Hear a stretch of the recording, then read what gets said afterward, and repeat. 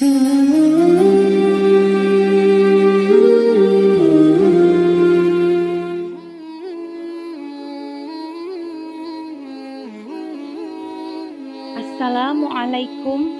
warahmatullahi wabarakatuh. Setiap bangsa tentu memiliki karakter, budaya, dan tradisi yang berbeda-beda, termasuk dalam hal menyambut dan mengisi kegiatan di bulan Ramadan. Walaupun secara umum, masyarakat muslim dimanapun banyak memiliki kesamaan, terutama dalam pelaksanaan ritual ibadah puasa. Namun, ada pula yang memiliki keunikan tersendiri.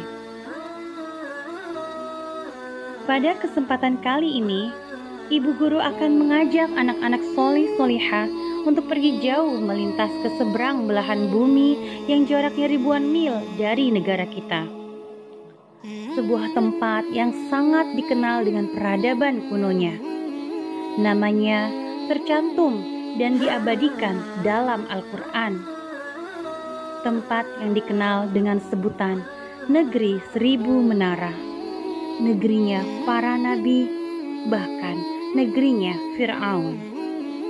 Tempat itu adalah Mesir. Salah satu negara yang terkenal dengan kebiasaan Ramadannya yang unik dan istimewa adalah Mesir. Bahkan ada pepatah Arab yang mengatakan, Anda belum dikatakan melihat perayaan jika belum melihat Ramadan yang dirayakan di Mesir. Sebagaimana halnya di Indonesia, sebagian umat Islam Mesir sholat tarawih dengan 8 rakaat ditambah 3 rakaat witir. Sebagian lainnya 20 rakaat ditambah 3 rakaat witir. Keduanya saling menghormati, baik yang menjalankan 11 rakaat dan 23 rakaat.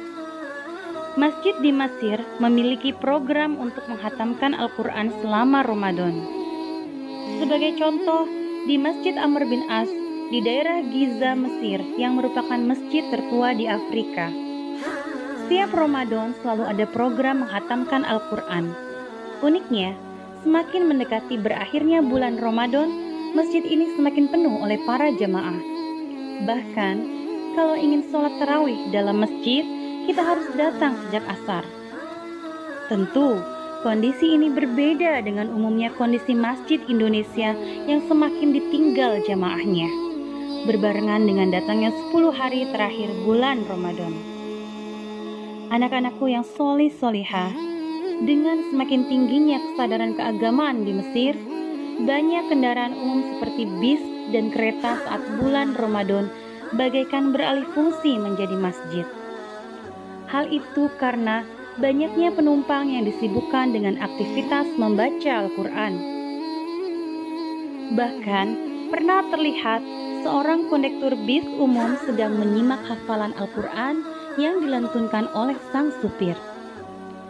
Sungguh unik tapi nyata. Sebuah fenomena yang menyejukkan hati dan menenteramkan pikiran.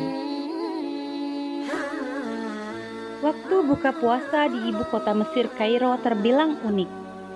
Saat matahari terbenam, tiba-tiba deru 4 meriam kuno dari benteng Salahuddin Al-Ayyubi menggetarkan seluruh kota, menandakan saatnya waktu berbuka puasa.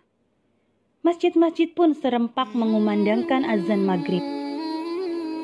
Selama Ramadan, masjid-masjid di Mesir akan dipenuhi jemaah terutama pada jam-jam sholat 5 waktu dan saat sholat tarawih. Selama Ramadan, semua kota di Mesir akan dihiasi dengan fanus atau lentera Ramadan. Bangunan-bangunan, jalanan, masjid, hingga gang-gang kecil berhiaskan fanus.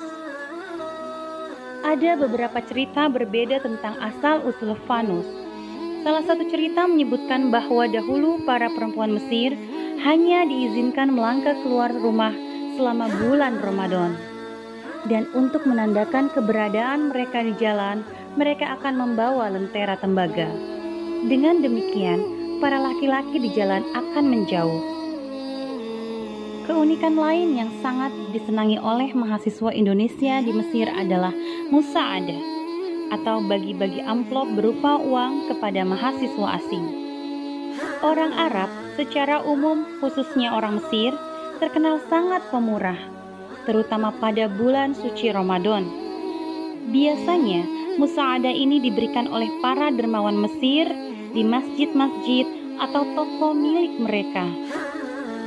Dan dilakukan hampir setiap hari, setiap malam Ramadan. Musa'adah yang diberikan oleh mereka pun bervariasi, mulai dari 20 pon Mesir hingga 300 pon Mesir, atau setara dengan 20.000 hingga 300.000 rupiah dalam satu amplop. Keunikan yang lain adalah tradisi iftar jama'i atau berbuka bersama yang dikenal di Mesir dengan sebutan Maidatur Rahman atau hidangan Allah. Setiap gang di Mesir akan dipenuhi dengan tempat-tempat yang disediakan untuk buka puasa secara gratis. Bahkan, sering terjadi antara satu tempat dengan tempat lain saling berebut perhatian agar orang mau buka puasa di tempatnya.